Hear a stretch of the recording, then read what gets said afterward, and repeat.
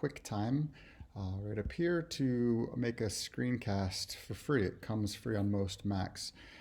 So it takes a couple quick steps, and I'll hopefully walk you through it painlessly. So first thing I've done is I've opened up QuickTime and I've clicked on New Movie Recording.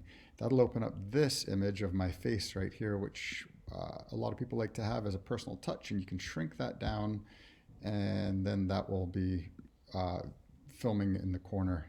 I'm not actually going to record this. This is just to see the face of yourself as you're speaking to your audience, people listening up. Then what I've done is I've clicked on float on top for that image. So as I click through my pictures, this is my photography website in the background, and as I click through some of my images, notice the picture down here stays on top. So this little bar shows up quite often if you wiggle over it, which is a little bit annoying, but if I try to stay off of there, it should be fine. After that, so I have the face and I have float on top.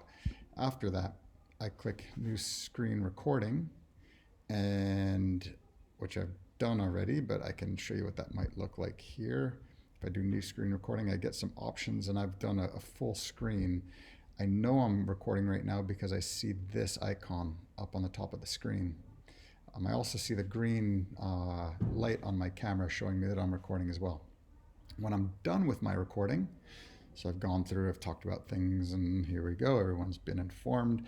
The world is a better place. Now what I do is I click on this square button as my stop, and that's it.